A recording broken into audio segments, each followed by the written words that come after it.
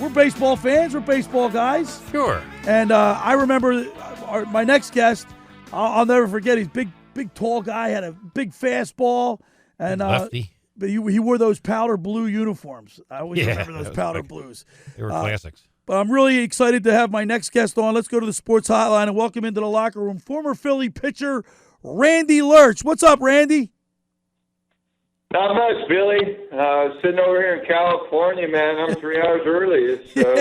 It's way too early to get up for me. Sorry, man. I told you. I said, we were on from 10 to 12 East Coast time. I hope it didn't cut into your beauty rest. I needed it, but no, I'm happy to be on the show, my friend.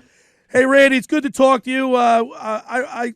We got together and we spoke a little bit on the phone earlier this week, and we'll get into your book and of course, of your life story. But I want to start off with your high school career because I was amazed at some of the things that you did in high school. You were just inducted to the Sacramento Sports Hall of Fame, and I watched the piece where they talked about your career. And in high school, you went 38-1, and you threw a 95-mile-an-hour fastball in high school, and you hit home runs to boot. Wow, how come I didn't take that to the big leagues with me? Well, you did. We'll get to that. You did. But no, it was a great honor, and on top of it, my presenter was Dusty Baker, and he was doing the interviews for the Houston Astros after the big scandal. And when I got up there, I said, Dusty, you're liable to have to leave early because the Astros are going to be calling to give you that job. And lo and behold, the next morning I got up and it said in the paper that Dusty had been hired. I said, wow, I'm a genius here. Yeah, right. And then, of course, you go into the minor leagues, where I was amazed to see that you, in 3 years in the minors, you hit over 310 as a pitcher. That's unusual. I love to hit, Billy. Actually, when I was signed by the Phillies, the scout Eddie Bachman, I was a high school All-American hitter. I actually loved to hit better than pitch. I just loved it. And I said, okay, what am I now? Am I a hitter or am I a pitcher? And he says, well, the Phillies need left-handed pitching, so you start out as a pitcher, and then, if that doesn't work out, we'll make you a hitter. So I ended up being a pitcher. Randy, then you go to the Phillies and talk about a staff. I mean, you start pitching on the staff with Steve Carlton, Jim Cott, Larry Christensen. I mean, you had to learn a lot from those guys. I did, and I learned a lot. And it was kind of intimidating because when I came up, I was 20 years old with the Phillies, and when I came up, I was, with the guys. A lot of guys have been around a long time and established. I think Lefty Carlton had already won 2 Cy Young awards, and then, with Jim Cobb and then Jim Lomborg, who had been there, Ron Reed. So the Phillies were pretty much established, and I just needed to show them that my worthiness to join them there. Now, Randy, were they accepting of you? I mean, were they good teachers and mentors? I mean, did you learn a lot from those guys? I did.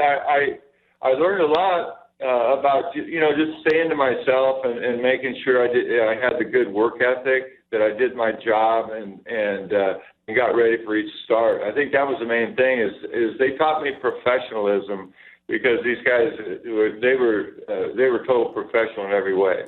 A couple of highlights. We're talking with Randy Lerch, former Phillies pitcher, and a couple of highlights we'll never forget. I'll never forget it because I watched that game in 1970. I guess it was 79. You played that game against the Cubs, where I think 35 runs were scored. I think you hit a home run in that game. It was one of the second highest scoring game in the history of baseball.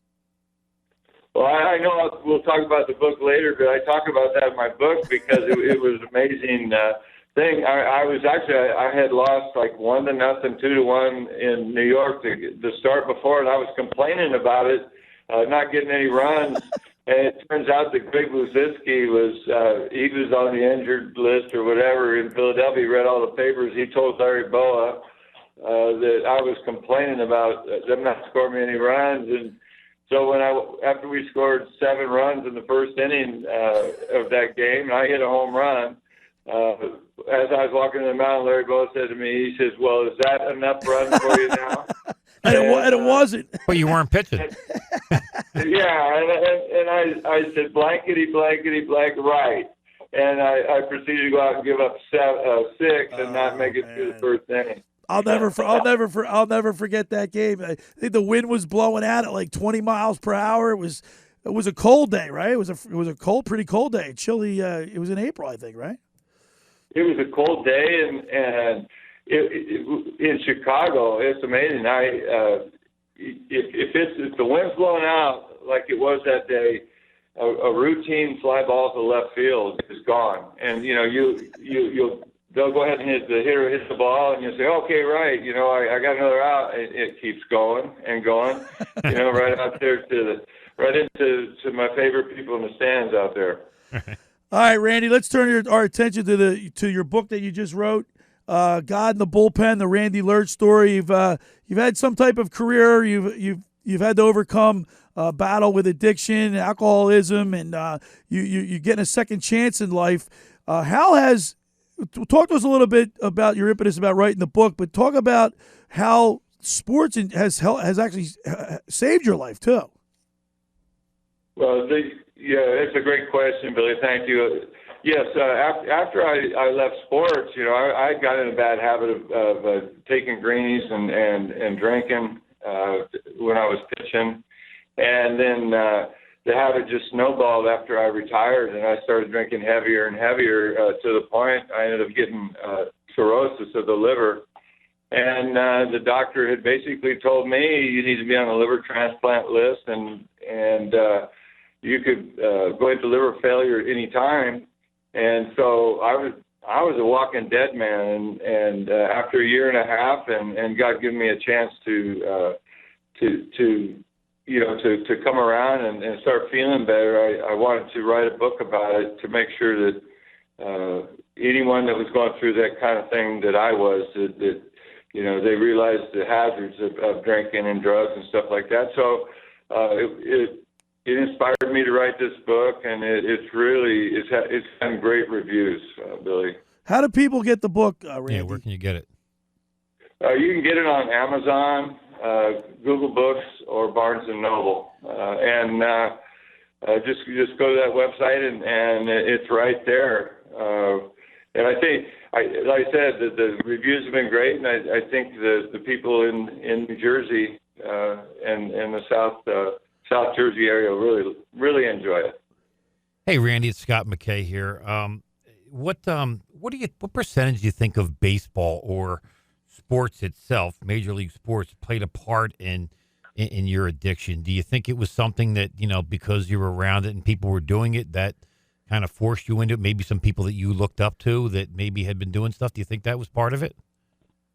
That's a great question. The way it happened was I had a pitcher that was established that came to me and said, after I was 5-2 in the major leagues of my rookie season, said, well, you're 5-2, but you're not going to be consistent through the long haul unless you start taking these greenies. And I started taking them and then realized I couldn't sleep, and after taking them, so I would start drinking alcohol to sleep, and it just snowballed. And it definitely was looking up to the people that were the veterans on the team, or a veteran, and I started doing that, and it just snowballed because when I was in high school, I was goody two shoes. Even when the older high school kids and stuff like that wanted to go out and drink, I didn't want to do that, and I didn't do it in the minor leagues. I was actually minor league pitcher of the year in the minor leagues, and had a great career there. And then I got in some real bad habits in the major leagues, and those habits they snowballed onto my retired life, and it almost killed me. And wow. Thank God to His mercy, I ended up having a second chance to write this book. I'm so grateful. Well, we're pulling for you big time, but what I think people don't understand sometimes is they look at pro athletes like they're invincible. And I think sometimes pro athletes feel they're invincible. But you debuted at 20 years of age, which is, in baseball back then. That's unbelievable. And like a guy like Chase Utley didn't make it to the big leagues until he was 25, and didn't really get playing a lot till he was 26. You're still a kid. You're 2 years removed from high school. You're impressionable. You were looking up to these guys that have been established, and you're hoping they're going to put you in the right direction. And all of a sudden, you fall towards something like that, and then somebody throws money at you too, and you've got that on top of it, and you're not even old enough to drink now today. Right, you're not right. even. Back then he was. Isn't that amazing? Well, for sure, I thought at 20 years old I was ready for the big leagues, right? Right. The different kind of big league. I was ready, but looking back on it, I have a grandson that's 16 years old. Only 4 years younger than I was when I was. When I first pitched in the major leagues, and I look at him, I go, holy cow! In 4 years, he's going to be pitching against major league hitters if he was me. Wow, that's right. We're talking with Randy Lerch, former Phillies pitcher. Just got a book out, God in the Bullpen, the Randy Lerch story, and get it on Amazon. Hey, Randy, was drug use rampant back then in the 70s? I think the greenies were. We didn't even know what steroids were. I think when you're playing at that level, you look in any way you can to get an advantage, and through that long haul, it really runs you down. Especially the players that are playing every day. 162 games is an amazing feat, and then of course when the dog days of summer come and you play a day game or a night game, I should say, and then come back and play a day game. A lot of times the guys are looking for some kind of a way to find some extra energy, and that's what we did in those days. Well, listen, Randy, I know you told me you're going to be coming back east. When are you coming back to you're going to be coming to the Phillies or invited you back into town?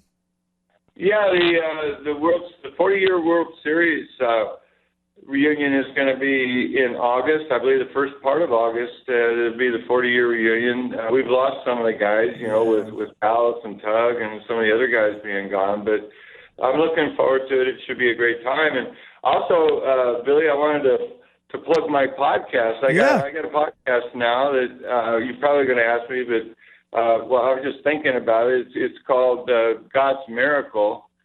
Just look up Randy Lerch, God's Miracle, on the Comfortably Zone radio podcast, and I think my friends in New Jersey would enjoy it. We've got an array of different people on. Well, Randy, listen, man, I really appreciate you waking up early on the West Coast and spending some time with us. And when you come into town, I'll make sure I get in touch with you, and we'll get together and say hi, have a little laughs. I really enjoy it. I'm having flashbacks of when you mentioned Wildwood. Hey, Billy, I just want you, before we get off, I want you to know your book's in the mail, man. Great. Thank you so much, Randy. We got to run. I will talk to you soon. Have a great day. You guys, God bless, Randy. There's Randy Lerch, former Phillies pitcher. And, boy, I'll tell you what, Scooter, baseball players have a lot of time, man. Have a lot of time on their hands. Yeah. Get them so you can get in trouble so easily. You know what I'm saying? You hope sometimes that sports will protect you from that, but it doesn't. Matter of fact, it exposes you to so much. It probably exposes you to more than we had you really friends want. that played in professional sports. Great to have Randy on, and good luck with the book.